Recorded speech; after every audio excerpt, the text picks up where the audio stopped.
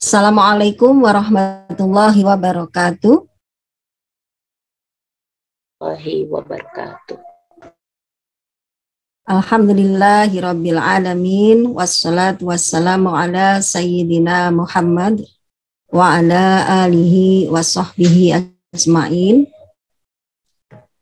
Ibu-ibu yang dirahmati Allah, kita akan mendiskusikan bersama tentang salah satu bagian dari syariat Islam secara khusus, yakni kalau mau diklasifikasikan ini dalam pemahaman saya masuk di fikih, ya, berarti fikih tentang bagaimana syariat Islam mengatur tentang pembiayaan di dalam pendidikan, ya, karena di dalam mengatur pendidikan itu kan ada guru, ada sarana dan prasarana yang dibutuhkan, sehingga pasti harus membicarakan tentang bagaimana semua itu dibiayai.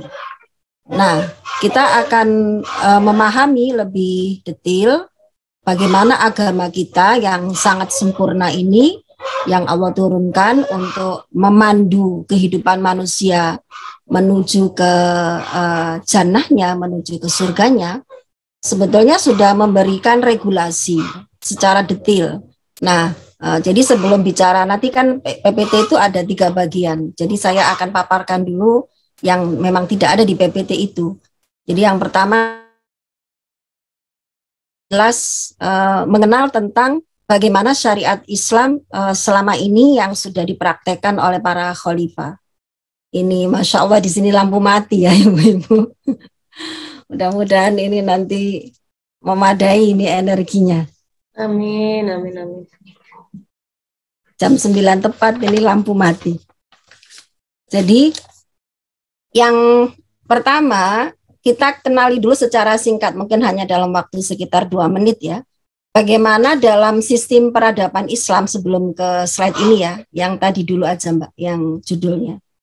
Bagaimana dalam sejarah peradaban Islam itu para khalifah, ya tentu dimulai oleh sebelum khalifah adalah Rasul kita, telah memberikan contoh mengatur dunia pendidikan. Nah, secara khusus kita soroti adalah masalah tadi ya, bagaimana gaji para guru, gaji para dosen, guru besar, kemudian sarana dan prasarana. Dalam masa Rasulullah, kisah yang saya yakin ibu-ibu sudah masyhur dengan peristiwa ini, yakni Rasul itu memberikan sarana pendidikan, penyediaan pendidikan itu secara gratis dengan cara memanfaatkan para tawanan perang Badar. Para tawanan perang Badar yang bisa baca dan tulis itu sebagai syarat pembebasan mereka harus memberikan ilmunya itu. Jadi untuk ilmu dasar itu Rasul memanfaatkan ini. Artinya kita lihat tidak ada mekanisme memposisikan ilmu itu sebagai produk ya, yang harus diperoleh dengan membayar sejumlah uang. Tapi bagaimana Rasul kita contoh terbaik dalam kehidupan ini tadi mengaturnya seperti itu. Nah, dilanjutkan oleh ketika peradaban Islam semakin eksis, kita bisa lihat mulai dari abad keempat Hijriah, itu para khalifah, ini ibu-ibu kalau mau baca lebih detail ada di bukunya Khalid yang diterbitkan tahun 1994. Para khalifah membangun perguruan tinggi.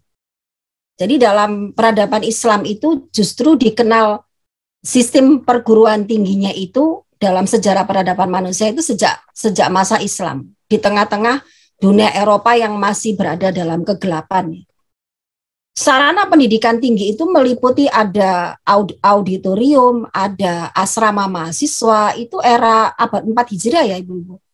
Ada taman di situ, ada kamar mandi, ada dapur, dan semuanya itu disediakan oleh kepala negara, yakni khalifah tadi, tanpa biaya.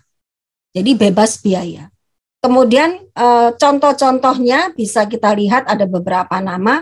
Ada perguruan tinggi Nizamiyah di Baghdad, ada Mustansiriyah di kota Baghdad juga.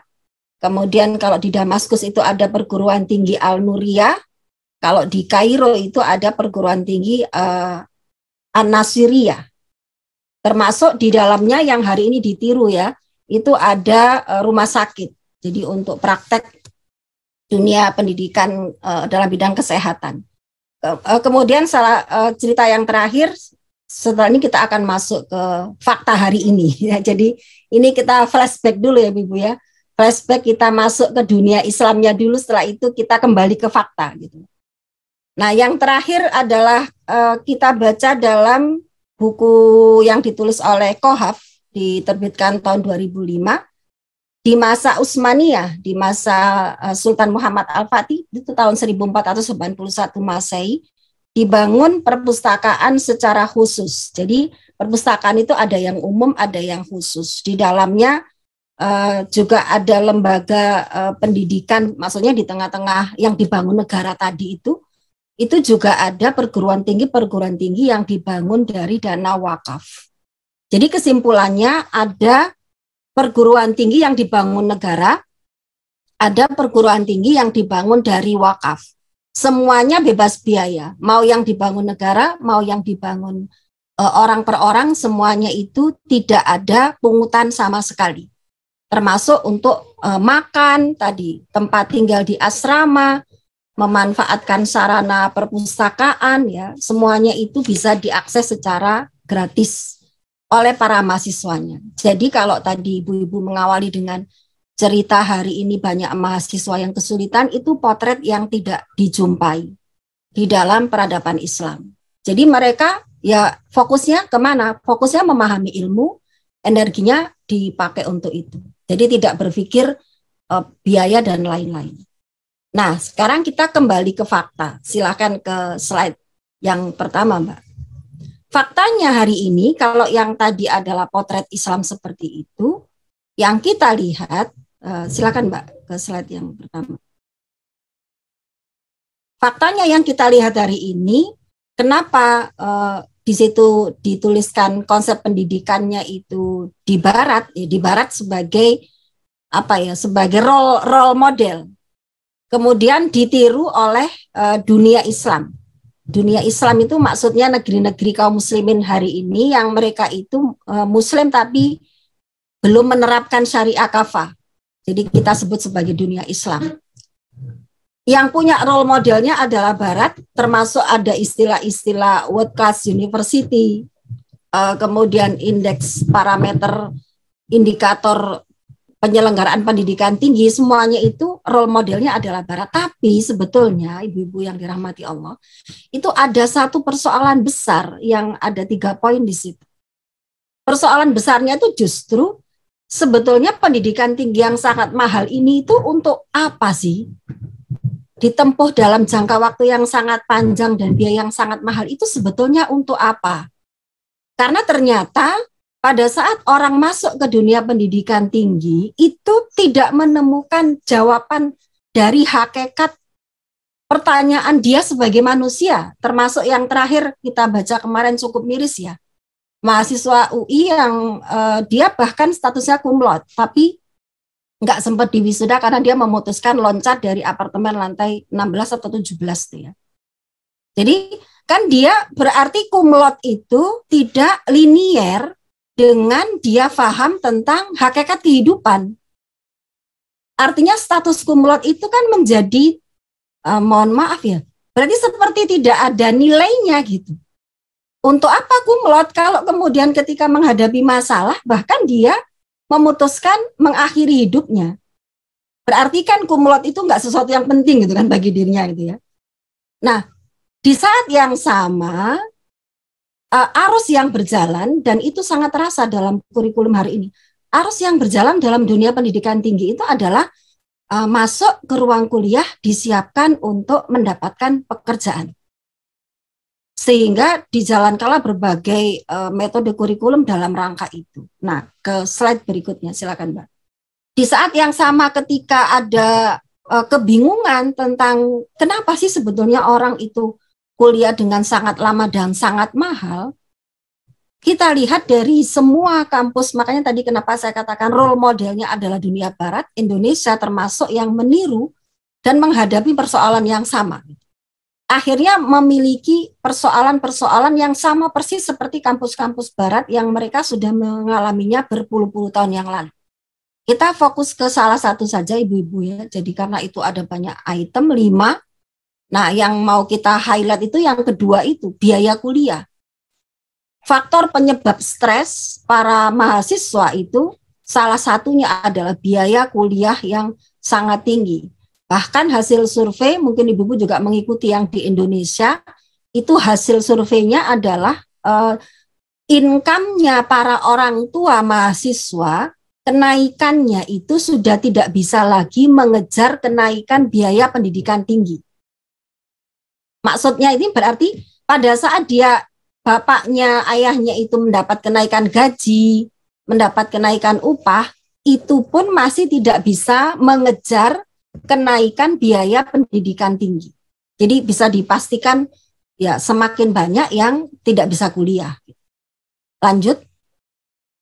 Kalau kita lihat dari salah satu iklan ya, ini saya ambilkan dari salah satu iklan. Yang ujung-ujungnya nanti iklannya itu akhirnya menjadi tren solusi. Gitu ya. Kalau di total dari TK sampai S1, itu totalnya ke slide berikutnya Mbak, itu sekitar 200 juta ke atas.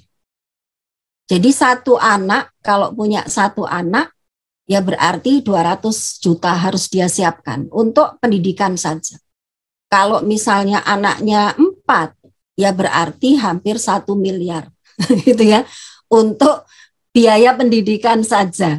Ini kan berarti luar biasa ya, bagaimana pendidikan yang sekarang sedang berjalan ini. Dan akhirnya yang menjadi solusi, ke slide selanjutnya. Yang menjadi solusi itu ada launching episode ke-21 dari program Merdeka Belajarnya Nadiem Makarim yang disebut dengan Dana Abadi Perguruan Tinggi. Nah, ini akan kita kupas secara singkat saja. Tapi sebelum itu saya ingin paparkan dulu bahwa ada solusi mandiri gitu ya, selain yang ini. Yakni apa solusi mandirinya itu? Kalau nggak ikut asuransi gitu ya, kalau nggak ikut asuransi, jadi asuransi pendidikan. Yang kedua, mahasiswanya itu diajari masuk ke bursa, investasi. Jadi dua langkah ini tuh sama persis seperti dunia barat. Sama persis seperti dunia barat, bahwa untuk menyelesaikan biaya pendidikan tinggi yang luar biasa ini, itu ya asuransi solusinya. Padahal kalau kita baca dalam kitab Nizamul Iqtisadi fil Islam, di situ ada bab tentang asuransi, hukumnya adalah haram. Asuransi itu hukumnya adalah haram. Artinya kalau dijadikan sebagai solusi, berarti ini tujuannya baik, tapi ditempuh dengan cara yang haram. Jatuhnya sia-sia nanti amalnya. Kemudian yang kedua, kalau mahasiswanya disuruh untuk main investasi di lantai bursa dengan modal 50.000 terus disuruh mengembangkan sendiri, itu juga ada dalam kitab Nizamul Iqtisad, tadi juga disebutkan ada bab tentang perseroan saham. Jual beli saham itu hukumnya haram juga. Nah, jadi sudah kejawab ya Ibu ya, di satu sisi kalau diselesaikan dengan cara ini, asuransi atau bursa haram hukumnya, sama-sama haram. Artinya tidak boleh dilakukan. Haram itu adalah kalau kita kerjakan kita berdosa, kalau kita tinggalkan insya Allah kita mendapatkan pahala. Nah, apakah dana abadi menjadi solusi? Coba kita lihat ke slide berikutnya. Dari yang dipaparkan oleh Pak Nadiem, kenapa ada dana abadi itu? Harapannya kerjasama antara dua kementerian, Kemendikbudristek dengan Kementerian Keuangan, yang nanti menyiapkan adalah LPDP, slide berikutnya. Sistemnya supaya tidak mengandalkan UKT, itu yang disampaikan ya, tidak mengandalkan APBN, sehingga harus berkolaborasi dengan alumni, korporasi, dan pihak lain. Jadi itu yang kita highlight ya. Jadi kerjasama supaya juga nggak memberati mahasiswanya, supaya nggak terjadi yang tadi disampaikan itu. Nah, kita lihat slide berikutnya. Ketika dijalankan itu modelnya adalah, slide Mbak, mekanismenya itu dari APBN diberikan bantuan awal ke PTNBH.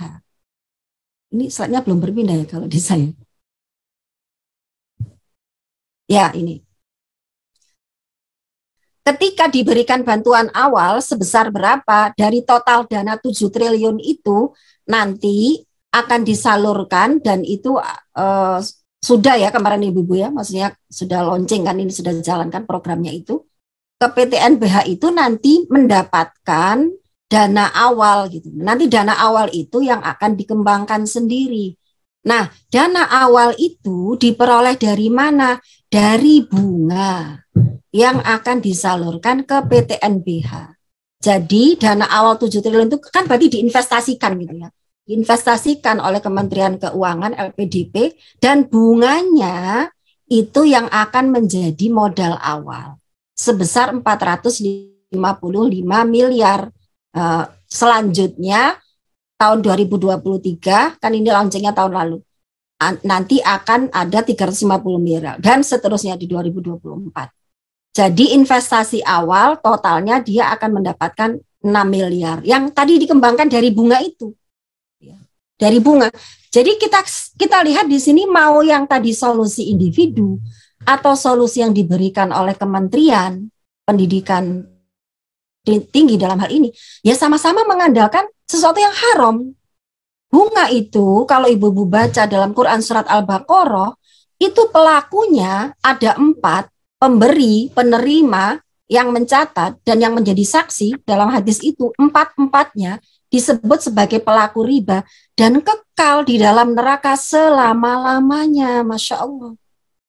Jadi mau sholat khusyuknya luar biasa seperti apa di bulan Ramadan ini, kemudian puasanya itu seperti apa, tapi apabila tidak mau meninggalkan riba, maka Allah mengancam dengan sangat keras akan kekal di dalam neraka selama-lamanya.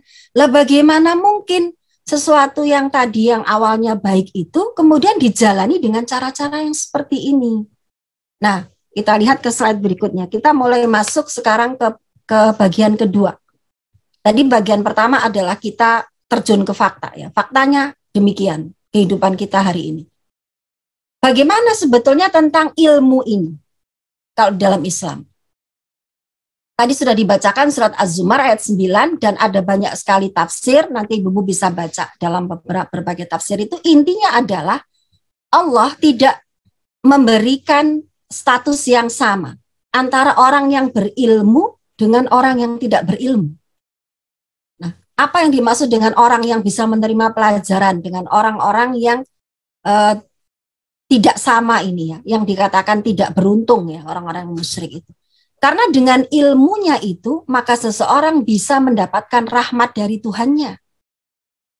Dengan ilmunya itu, seseorang itu bisa mendekat kepada aturan Allah. Kalau orang tidak berilmu, maka dia tidak akan seberuntung orang-orang mukmin. Kenapa? Karena dengan dia tidak tahu, dengan dia tidak paham, maka dia tidak mengerti tentang hakikat hidup. Ketika dia tidak punya ilmu, maka dia tidak punya jawaban sebagai manusia itu sebetulnya apa yang dia cari di dunia. Jadi sangat-sangat penting Islam itu menekankan semua manusia itu harus berilmu, harus punya akses ke ilmu. Tidak boleh ditutup aksesnya ke ilmu itu. Karena itulah ke slide selanjutnya, karena betapa pentingnya ilmu ini bisa mengangkat derajat seorang manusia, maka Islam menjadikan negara sebagai penanggung jawab penyelenggaraannya. Ya. Karena tadi semua orang itu harus punya akses ke ilmu, mulai dari dasar, menengah, bahkan dini ya, sampai ketika di dalam perut pun itu ya, dia sudah mendapatkan pengajaran yang baik, sampai dengan pendidikan tinggi, maka aksesnya harus dibuka semua, akses terhadap ilmu itu. Karena itulah di dalam negara khilafah Islam itu yang dicontohkan oleh Nabi yang disebut dengan Daulah Islamiyah, itu dalam salah satu hadis riwayat Imam Al-Bukhari dikatakan Nabi bersabda, al-imamu ra'in, imam kepala negara itu adalah ra'in, adalah seorang pemimpin, wa mas'ulun, mas'ul itu ditanya. Dia itu akan mas'ul, dia itu akan ditanya an ra'iyatihi, tentang kepemimpinan kepada siapa? Ke rakyatnya, ke ro'iyahnya. Ro'iyahnya ini bagaimana dia mengurusnya, rakyatnya ini bagaimana dia mengurusnya, maka dia akan dimintai pertanggungjawaban. Nah, dalam hal ini, dalam kitab Al-Hikam yang ditulis oleh Imam Ibnu Hazm, beliau sebutkan di situ bahwa negara bertanggung jawab wajib menyediakan pendidikan secara gratis dan berkualitas bagi seluruh rakyatnya. Lanjut ke slide berikutnya, itu dalam penjelasan Imam Ibnu Hazm. Nah, bagaimana caranya negara menyelenggarakan pendidikan secara gratis? Rasul sudah memberikan contoh dengan menggunakan dana yang ada di Baitul Mal.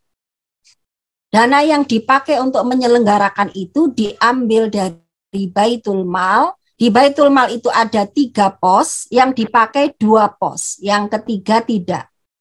Pos yang dipakai adalah pos fa'i dan khoroj, dan berbagai pungutan lain yang sejenis dengan ini, ada ghanimah, humus, jizyah, dan seterusnya. Itu untuk biaya pendidikan. Yang kedua, slide. Tadi ada pos dari fa'i dan khoroj, ya, dari kepemilikan negara, itu ibu-ibu.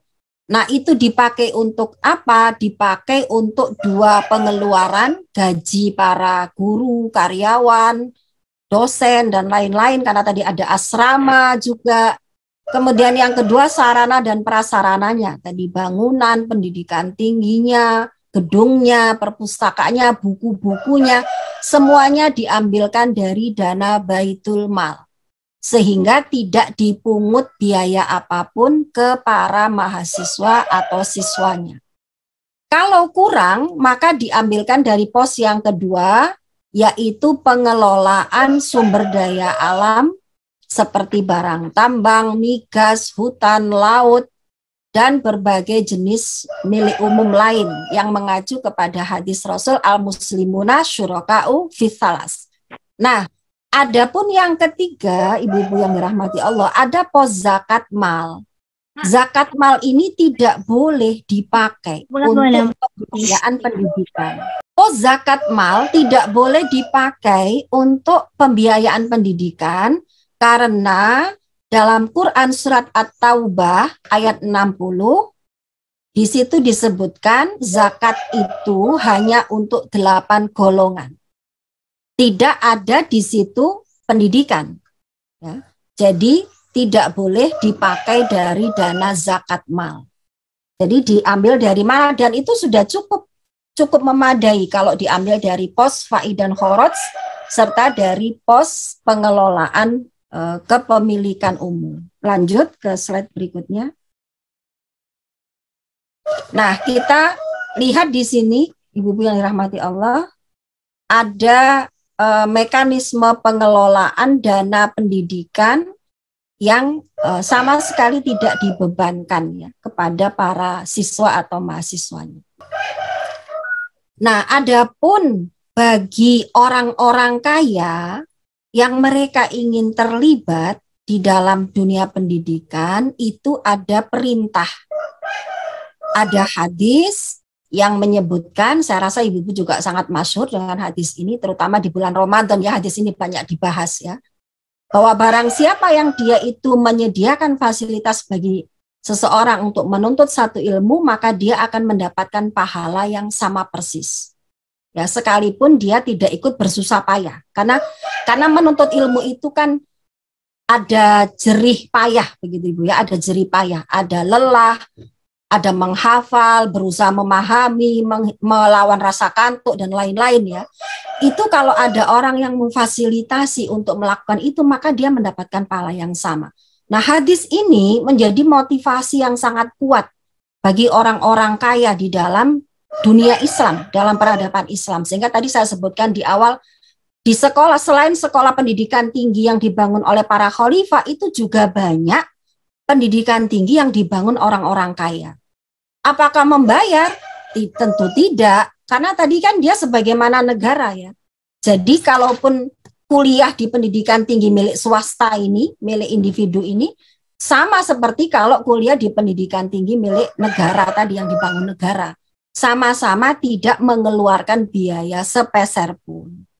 Kita lihat salah satunya, silakan Mbak, ke salah satu potret ya, salah satu potret pendidikan tinggi yang tadi ada yang dibangun negara, ada yang dibangun oleh individu yang kaya. Slide selanjutnya. Ini juga saya rasa sangat masyhur ya kisahnya tentang Fatimah Al-Fihri ya. Mungkin ibu-ibu ada yang pernah mendengar namanya. Jadi Fatimah Al-Fihri ini adalah seorang muslimah yang selain muslimah itu tentu ya dia mengelola rumah tangganya ya, mengelola rumah tangganya, kemudian dia berpartisipasi dalam urusan di masyarakat dengan berdakwah, menyampaikan Islam, amar ma'ruf, dia muhasabah, mengoreksi kebijakan penguasa yang salah. Itu potret para muslimah di dalam peradaban Islam. Nah, selain itu bagi yang kaya punya harta berlebih seperti Fatimah Al-Fihri tadi, dia membangun sebuah universitas. Membangun sebuah universitas yang itu dari dananya dari mana? Bukan dari kerja susah payah ibu-ibu ya. Dia itu mendapat warisan dari orang tua yang memang ahniya, orang tuanya kaya. Nah, warisannya yang banyak itu karena cintanya dia kepada ilmu digunakan untuk membangun universitas. Dan itu ya dinikmati secara gratis ya oleh masyarakat luas. Jadi tidak membayar biaya sepeser pun. Nah, seperti itu ibu-ibu. Sekarang kita masuk ke yang ketiga. Ke poin ketiga dari presentasi ini. Lalu bagaimana caranya ini, mengaturnya ini? Kalau tadi kita sudah ketemu secara fikihnya dalam Islam itu ada dua cara pembiayaan. Jadi tidak dengan asuransi, tidak dengan ikut di pasar modal, tidak dengan membungakan uang ya, tapi dengan cara yang disediakan oleh Islam tadi dengan dana Baitul Mal, itu yang negara. Yang kedua melibatkan orang-orang kaya, dibangun kecintaannya kepada ilmu dan berusaha mendapat pahala jariah. Sehingga dia tidak merasa rugi gitu, ketika hartanya itu dipakai dalam jumlah banyak untuk dunia pendidikan. Karena dia tahu bahwa dia akan mendapat imbalan yang jauh lebih besar di sisi Allah. Nah, kita masuk ke bagian ketiga.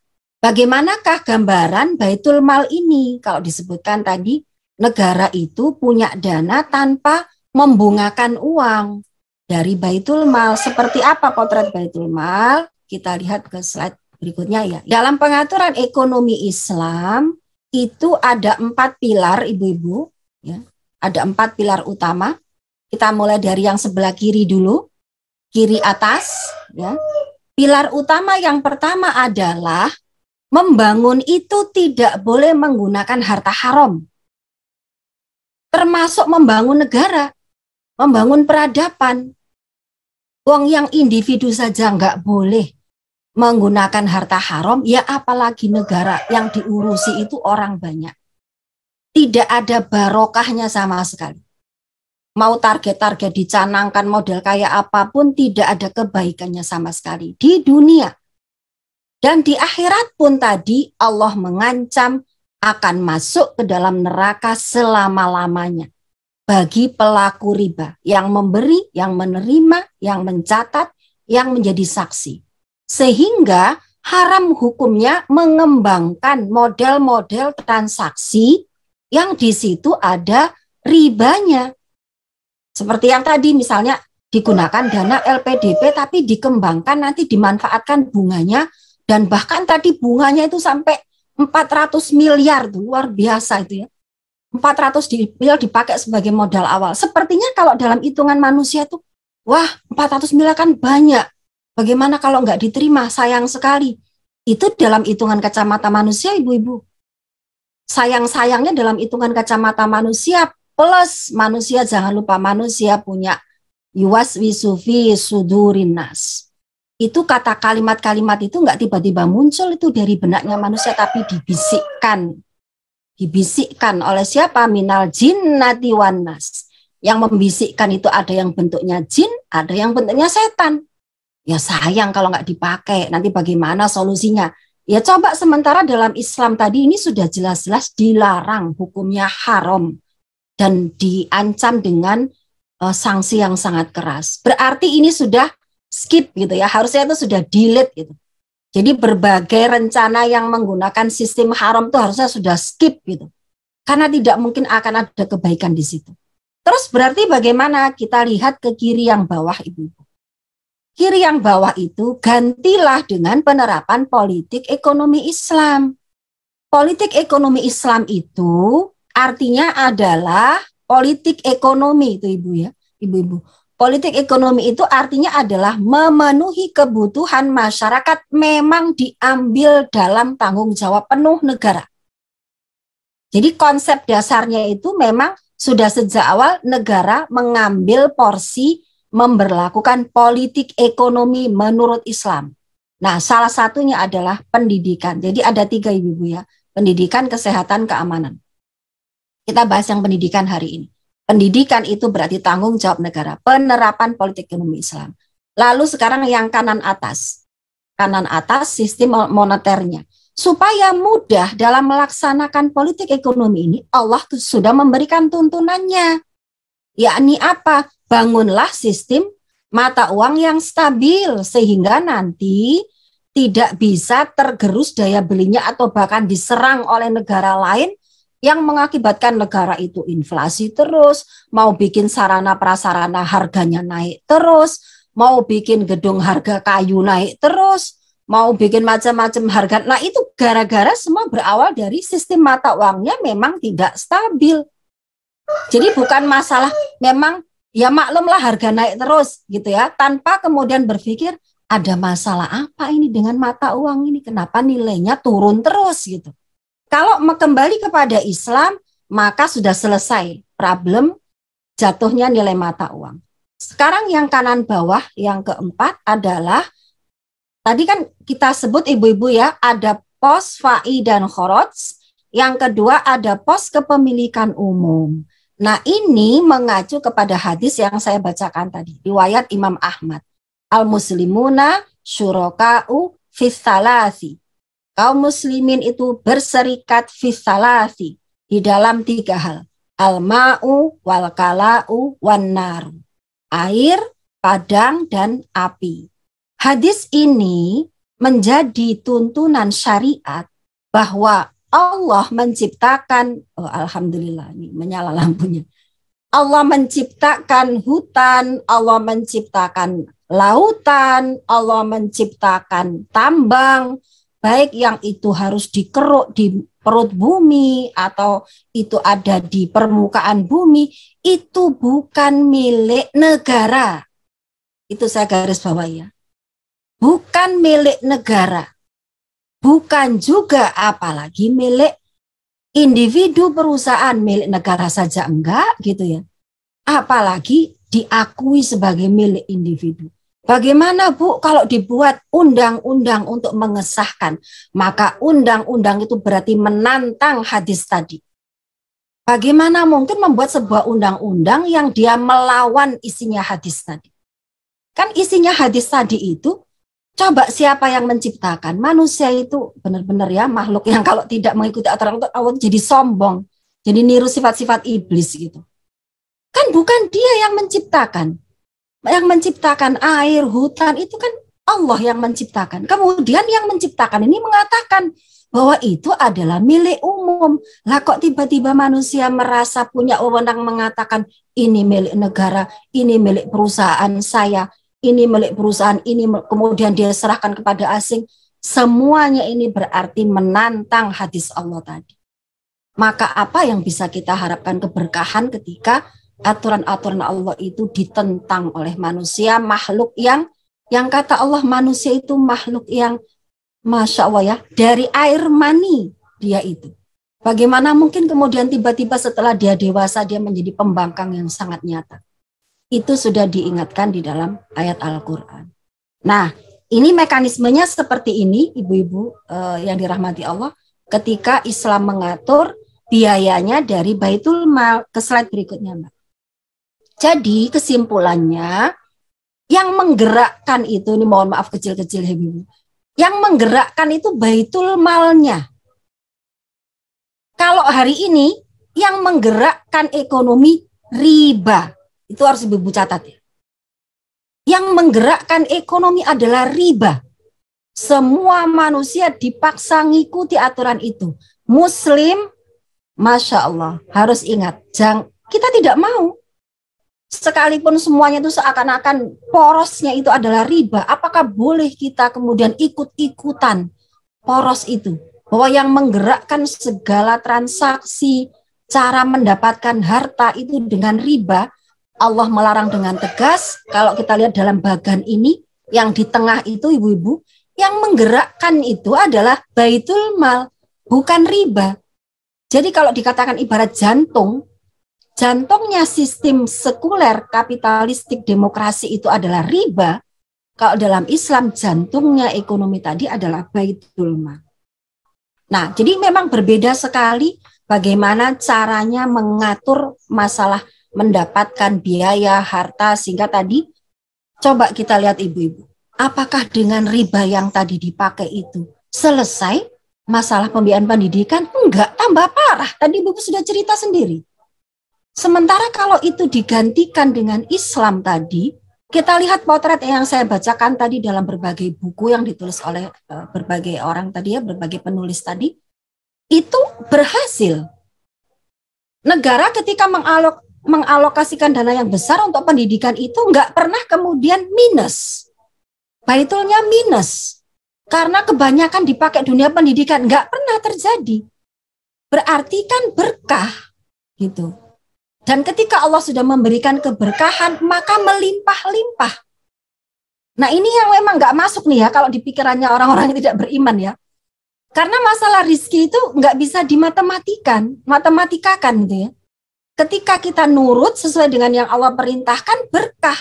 Maka banyak dibuka keberkahan dari pintu-pintu rizki yang kita bahkan definisinya aja nggak pernah terpikir gitu.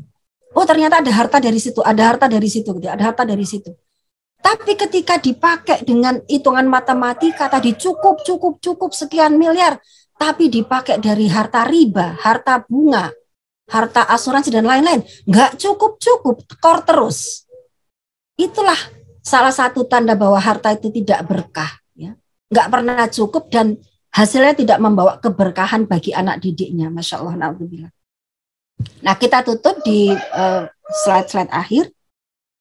Silakan. Nah, ini saya menampilkan 3 potret Baitul Mal yang berbeda era. Ini saya dapatkan dari presentasinya salah satu dosen Universitas Indonesia di hadapan Badan Kebijakan Fiskal. Jadi Mas Allah, sebetulnya kalau perbincangan tentang syariat itu sudah sampai mana-mana ya Ibu ya. Tinggal sekarang menumbuhkan keinginan untuk menerapkannya. Gitu. Kalau perbincangannya sudah sampai mana-mana, Badan Kebijakan Fiskal itu adalah salah satu badan di bawah Kementerian Keuangan. Jadi berarti ini sudah dipresentasikan di Kementerian Keuangan sana. Kesimpulannya begitu. Nah, kita lihat di masa Nabi, setelah itu nanti di masa Umayyah, kemudian yang terakhir di masa Utsman. Kita lihat di sini, nah ini yang bagi akuntansi mungkin agak jet lag Bu ya. Karena sebelah kiri itu kalau akuntansi pendapatan ya. Kalau sebelah kanan itu pengeluaran gitu. Tapi mohon diingat, itu sebetulnya yang meniru siapa? Nanti ketahuan dari sini, yang meniru siapa?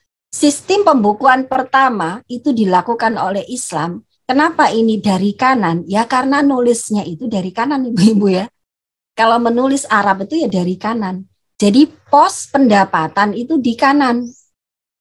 Ini memang diterjemahkan dalam bahasa Indonesia ini. Kalau dalam bahasa aslinya dari kanan dulu. Kemudian pos pengeluaran itu di kiri. Jadi kita lihat di masa Nabi, tadi sudah saya sebutkan, kesimpulannya ada pos fa'i, ada pos ghanimah, khoroj. Nah itu masuk yang paling atas itu Ibu ya. Nah itu adalah salah satu pos pendapatan dipakai untuk pengeluaran yang sebelah kiri. Kemudian ada pos dari pengelolaan kepemilikan umum. Loh kok nggak ada di sini Bu kepemilikan umum? Karena kalau kita lihat seiring dengan perkembangan iptek, ya memang alat-alat berat untuk membangunnya itu ya, meskipun di Timur Tengah sana dulu itu ada minyak yang sangat banyak depositnya di bawah permukaan bumi, Tapi kan belum ada pengembangan teknologi ke arah sana. Sehingga kita lihat belum ada di sini pemasukannya untuk yang pos milkiyah ammah. Tapi kepemilikan umumnya itu dari yang depositnya di atas permukaan bumi. Ada tambang garam, itu kisahnya Abiyad bin Hamal itu ada begitu ya.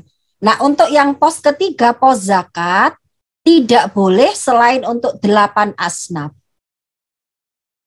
Jadi kalau misalnya ibu-ibu tanya, badan amil zakat infak sodakoh itu dipakai untuk pendidikan. Mohon maaf sebetulnya kurang tepat. Karena sebetulnya kalau untuk, kecuali misalnya kalau yang menerima itu, dia sekaligus fakir, miskin, maka dia mendapatkannya sebagai seorang fakirnya, sebagai miskinnya ya. Tapi bukan penyaluran untuk pendidikannya, begitu. Karena itu haknya 8 asnaf saja di Quran surat At-Taubah ayat ke-60. Kemudian kita lihat di masa Umayyah, masa Khilafah Umayyah, salah satu yang sangat fenomenal, ibu-ibu mungkin juga sangat kenal dengan nama beliau, Umar bin Abdul Aziz. Dalam waktu 3 tahun saja memerintah, itu sudah kesulitan membagikan zakat. Karena semua merasa bukan lagi mustahik. Nah, kita lihat di kanan itu juga ada zakat, tadi khusus untuk 8 asnaf. Nah, ini pas ini Bu ya, jadi ke kiri itu linear begitu ya, untuk fakir, miskin, kemudian gharem dan seterusnya. Nah, kemudian juga ada tadi pos fa'i, pos khoroj, ya, yang itu 1 pos, jizyah, usur, humus itu 1 pos. Nah, milkiyah ammah juga tidak begitu dominan di sini. Artinya, Masya Allah ya, kita lihat ibu-ibu, meskipun nggak pakai sumber daya alam, itu sudah bisa membangun perguruan tinggi dengan fasilitas yang luar biasa seperti itu. Apalagi nanti kalau pakai sumber daya alam gitu, seperti di Indonesia ini. Artinya dari pos fa'i dan khorot saja, itu sudah bisa membangun asrama, bisa membangun taman, rumah sakit, dan lain-lain. Dari 1 pos saja. Kita lihat yang terakhir di masa Khilafah Utsmani, Khilafah Turki Utsmani. Nah, ini disusunnya ya dalam bahasa Utsmani, bahasa Turki. Nah, sudah. Nah, di masa Turki Utsmani di tahun 1839 sampai 76. Itu sama yang sebelah kanan tadi ada ini saya mohon maaf kurang paham bahasa Turki ya ibu-ibu. Jadi kalau kita lihat di sini, kalau revenue itu saya tahu ya, custom revenue itu berarti pendapatan yang berasal dari pos yang biasanya. Pos pendapatan yang biasanya tadi kita sudah paham ada 3, ada pos fa'i dan khoroj, ada pos kepemilikan umum milkiyatul ammah, kemudian yang ketiga itu ada pos zakat. Nah, demikian presentasi yang bisa saya tampilkan. Setelah ini kita bisa berdiskusi. Saya tutup ya dengan satu berarti ibu-ibu semacam satu kontemplasi ya bagi diri kita sebagai umat Islam. Ketika Allah sudah memberikan tuntunan, maka sebetulnya manusia itu tidak punya celah untuk mengatakan begini, begitu ya. Karena Allah juga sudah memberikan peringatan dalam Quran surah Al-Baqarah, ibu-ibu juga saya yakin selalu baca terutama di bulan Ramadan. Sami'na wa ata'na. Itu yang Allah tuntunkan. Jadi ketika kita mendengarkan aturan Allah begini, ya kita dengar. Sami'na, kita dengar ya Allah. Wa ata'na, dan kita mentaatinya. Dan na'udzubillah jangan sampai kita bersikap sebagaimana orang-orang kafir, orang-orang musyrik yang mereka mengatakan sami'na, ya kami dengar, wa asaina, tapi kami mengingkari gitu. Jadi ya kalau gini gimana, kalau gini gimana gitu. Itu kata lain dari wa asaina ya. Terlalu banyak alasan gitu. Nanti na'udzubillah jangan sampai kita itu seperti kisahnya iblis tuh ya. Iblis itu terlalu banyak alasan, Intinya itu kan dia tidak mau mentaati Allah. Tidak mau mentaati perintah Allah yang Allah memberikan perintah untuk bersujud kepada Adam ya. Dengan berbagai alasan ujung-ujungnya dia nggak mau mentaati. Nah, dari aturan Allah yang sudah sempurna ini ya maka pertanyaan besarnya adalah Sekarang waktunya kita berusaha seoptimal mungkin, berusaha menjalani apa yang Allah perintahkan itu. Kalau ibu-ibu tanya bagaimana caranya supaya bisa memberlakukan syariat Allah itu, ada jawabannya di dalam tuntunan Nabi kita, yaitu dengan berdakwah. Itu jawabannya. Bagaimana caranya menegakkan negara yang akan menerapkan syariah? Rasul itu menegakkan negara Islam, daulah Islamiyah itu dengan satu kata, berdakwah. Itu yang beliau lakukan. Nah, tentu membutuhkan pembahasan lebih detail lagi bagaimana tahapan dakwanya, caranya, strateginya, yang mungkin nanti bisa diskusi atau mungkin ibu-ibu bisa diskusi dengan teman-teman yang di tempat yang terdekat. Wallahu a'lam bishawab. Assalamualaikum warahmatullahi wabarakatuh.